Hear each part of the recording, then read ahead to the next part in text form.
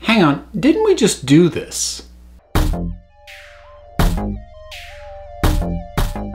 So word just came down that director Colin Trevorrow is leaving Star Wars Episode 9, and I'm getting a really distinct feeling of deja vu all of a sudden with this whole thing kind of happening again. I mean, it's not exactly the same as the Han Solo thing. Actually, it's fairly different, all things considered, because that film was in mid-production when they chucked the directors and brought in a new one. Whereas this one hadn't actually started filming yet. They're actually still in the scripting phase, and I think the first sign of trouble was they brought a new writer in to work on rewrites, I guess about a month ago. A guy I'm not particularly familiar with. He's mostly done British television. Jack Thorne, I think was his name. But, I mean, that... I didn't say anything about that because I didn't assume it to be an implication of anything, but that, I guess that was step one, and one would extrapolate, and most of what I'm going to say, aside from just the fact that he's off the project, is all speculation on my part, because we don't know exactly what went down. If I were to guess, it's got to be issues with the story and with the scripting and with what he wanted to do as far as the stories he wanted to tell. And the thing was, when he was assigned to this project, I got nervous, not because of him as a director, but the fact that he was going to be crafting the story, because Colin Trevorrow's best movie, Safety Not Guaranteed, he didn't write the script for. and the thing that he's best known for, Jurassic World, which made a ton of money and was fun, but was also very, very, very stupid, he did work on the script for. So it struck me as odd that he was brought in to both write and direct Episode 9, when in my head it would have made more sense just to have him direct and have someone else script. And maybe it was his condition that he was going to work on the story. Maybe they thought he had a good initial pitch and it just wasn't coming together.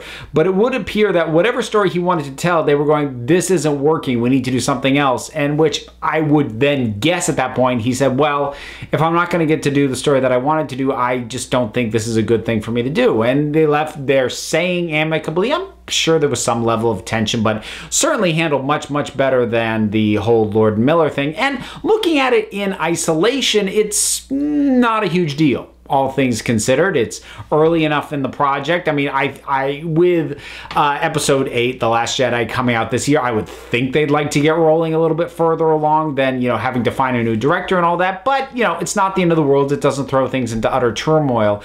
So I guess what makes it interesting is more just the pattern and the level of control that Lucasfilm and Kathleen Kennedy seem to be wanting to exert over the Star Wars franchise. And the picture we have becomes fairly consistent in terms of Rogue One. Gareth Edwards goes in, shoots his version of Rogue One that he wanted to do.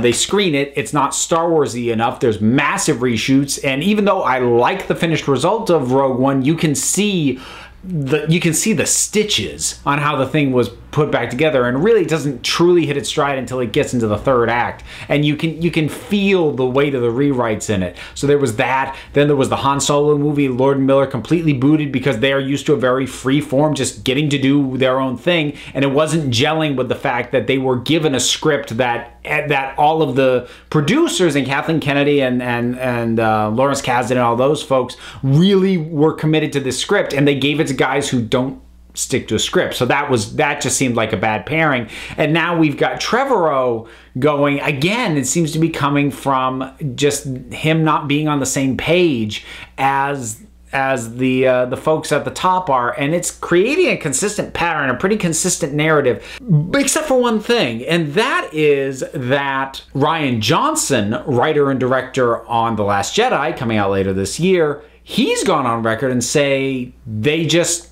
left him alone. He had almost no interference from what he's saying. Now, I will grant it's possible he's saying that to be diplomatic. Maybe there was some level of interference, except he's never struck me as the studio stooge kind of guy. He's really forged his own path up to this point, so I don't see him playing that game.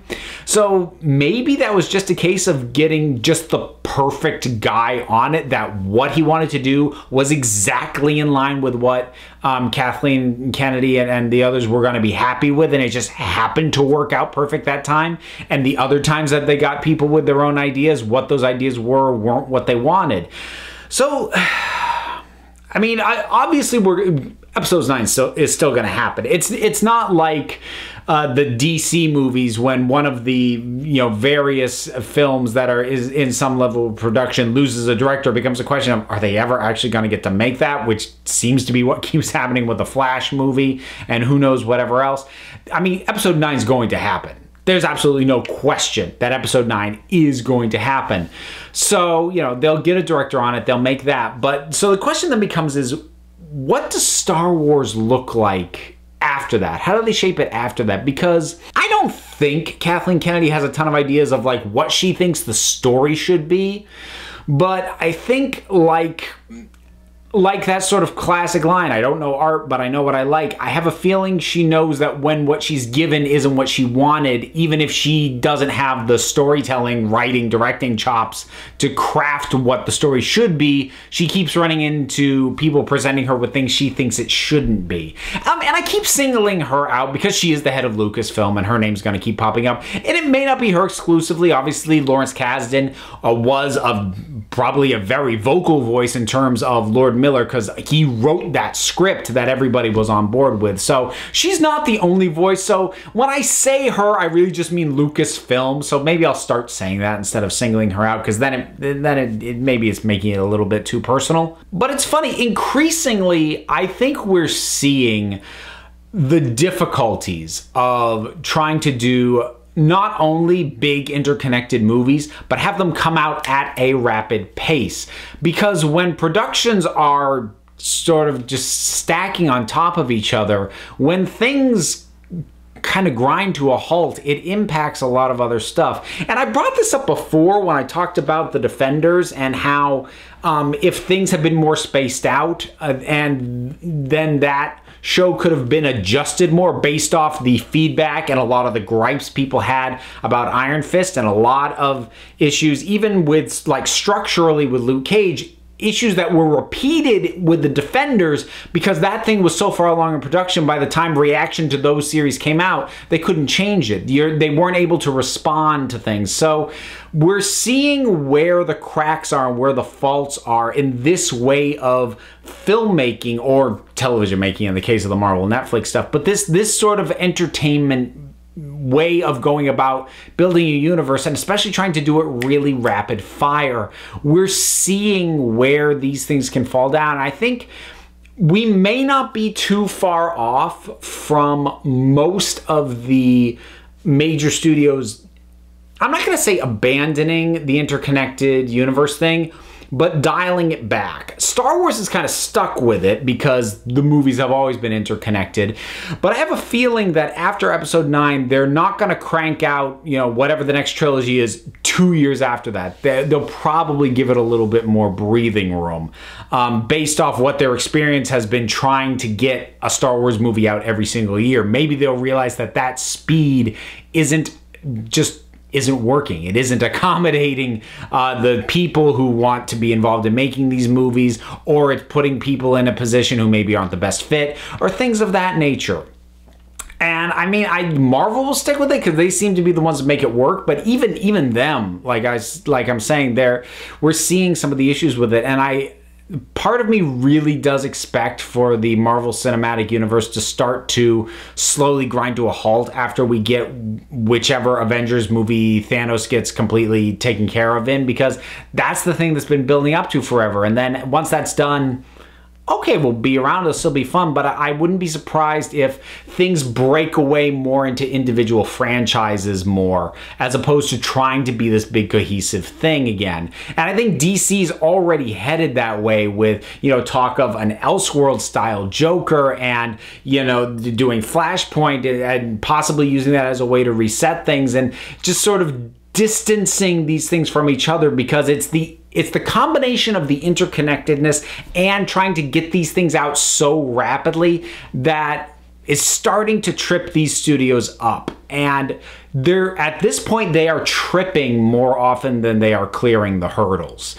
And like I said, the news in and of itself for Star Wars Episode 9, I don't think is that exceptional, but it is a pattern now. It's a pattern for Star Wars as a franchise, and it's becoming a pattern for cinematic universes as a thing. I just can't help but think that when audiences either get bored with them or feel that they've got too convoluted to be worth really following everything that's involved in them anymore, they're just not going to be worth the bother anymore. I'm not sure they're going to explode or fall apart in any sort of spectacular, train wreck kind of fashion. I think it'll just be more of a slow decline as studios realize, we could keep trying to do this, but audiences don't seem to care. Let's find something else. Which is the way Hollywood tends to work. It grinds an idea into the ground until it's not as profitable as something else might be, and then they go back to trying to find out what the next big thing's going to be, which, for my money, if they ever crack how to do video game adaptations correctly, that's probably going to be the next big well that they'll go to, but they keep coming up snake eyes on that one big time. And I've predicted before that they will continue to, although the video games into serialized form into Netflix or TV shows, that might actually work.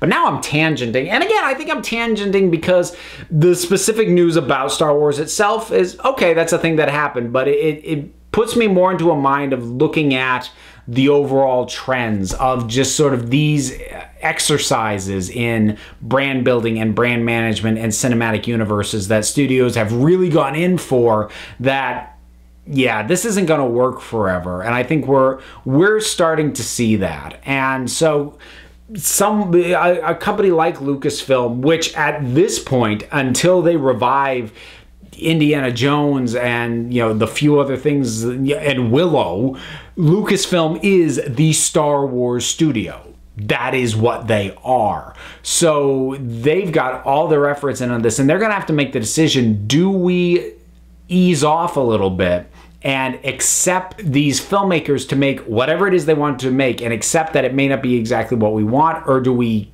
put a death grip on it and make sure we're only hiring people who are going to deliver exactly what they want? Because they've been trying to kind of split the difference, it looks like, and that hasn't worked. Because you can either do the Marvel approach, which is to get people largely from television who are used to just doing a couple of episodes in somebody else's bigger vision, but you get visually talented, good storytellers from television who are used to not having total control over the vision of the thing, and they'll slot in really easily, and then you can maintain a pretty tight level of control. Or you can do what DC used to do before they got into the DCEU exercise, and they now seem to be going back to, which is get visionary directors and let them do their thing and don't mess with it overly. I mean, that's how we got Burton's Batman, that's how we got Nolan's Batman, that's how we got Snyder's Watchmen. So those are the kind of the two approaches, and Lucasfilm seemed to have been splitting the difference because they were bringing in directors with vision, but then trying to force them into a box, and that doesn't work. And I think that's also the mistake that DC made. I think that's a big part of what led to things like Suicide Squad, because David Ayer is a guy with a really specific voice and a really strong one, and they told him, it's got to be PG-13, you have 6 weeks to write the script, and we're going to come in and have a trailer company recut it after the fact. It's like, no. You bring in a guy like this, you need to step back and let him do his thing. And if you're not going to step back and let them do his thing, bring in somebody else. And I will be curious to see who Lucasfilm puts on episode 9 after this. And I will, like I said, I will be curious to see what they go on moving forward. If they're smart, they're going to take a break after episode 9, not necessarily from spin-off stuff, because, we'll have the Obi-Wan movie, we'll have other stuff, but they'll put longer than a 2-year gap before they do another numbered main saga movie. I think that would be the smart thing to do. So those are my rambly thoughts, kind of going all over the place about what happened with Star Wars Episode 9 and sort of what it makes me think about the state of things in general in Hollywood right now. So that will just about wrap it up. What are your thoughts on all of this? Whatever they are, drop something down in the comments. Let's talk about it. Don't forget to like, subscribe. Check me out on Twitter at Council of Geeks. Give a listen to the Council of Geeks podcast. I'm also one half of the Punch Like a Girl podcast, both available on iTunes and Stitcher. And until next time, this council is adjourned.